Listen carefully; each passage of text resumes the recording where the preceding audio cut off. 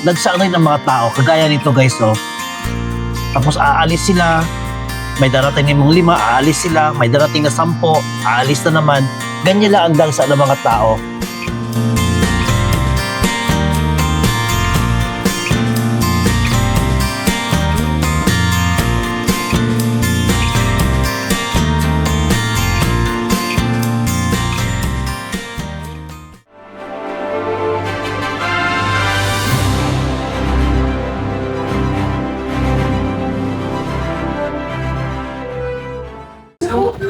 Magandang hapon guys, narito tayo ngayon sa Quezon City dito sa Freedom Park para sa signature campaign for the release of our Tatay Digong.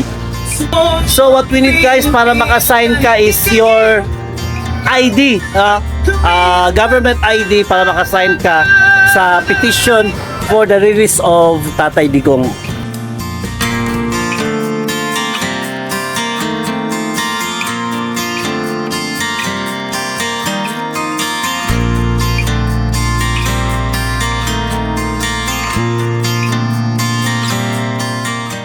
Itong signature campaign na ito ay isang petition para sa maagang pag-release kay Tatay Digong na nakakulong ngayon sa ICC.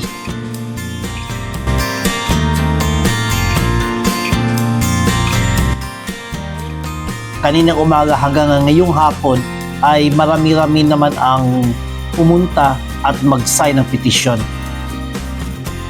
I was here at about 4:30 and I stayed here sa Freedom Park ng mga 1 hour at nakita ko na nagsaanay ng mga tao, kagaya nito guys, oh.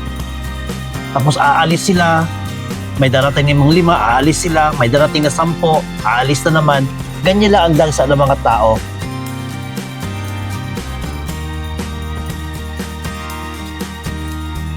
Tinanong ko ang organizer kung iilan na ang nakaperma. Ang sabi nila ay marami-rami naman daw at nasubmit na nila ang iba sa Davao City. Ayan guys, oh, grupo dito ng mga lalaki na nag-sign for the petition of the release of Tatay Digong.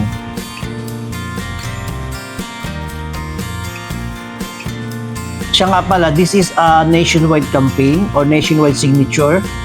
Nagsimula ito sa Manila and then papunta dito sa Davao. And tomorrow guys, they will be in Leyte yata, yan ang sinabi nila. So time ko naman na mag-sign. Ayan guys, nag-sign din ako. Ang ginamit ko na ID is my driver's license. And after signing, kagaya nito mga taong to ay nagpa-picture din sila, no, sa tarpaulin ni Tatay Digong. Siyempre, hindi rin ako patatalo. Nag-posing din ako para sa picture taking. Ayan guys.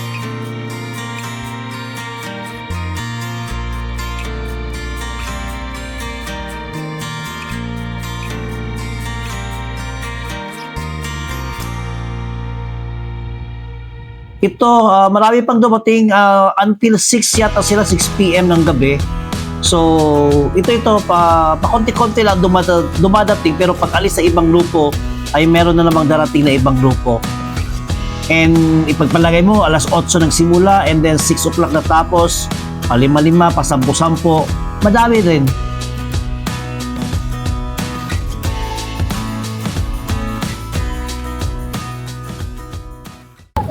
I've done my part and sana ay makatulong itong pagperma ko para mapalaya si Tatay Digong sa pagkakulong doon sa ICC. At sana guys ay makaabot ito ng milyon-milyon at makaabot ito sa ICC for his immediate release. And may God bless our Tatay Digong.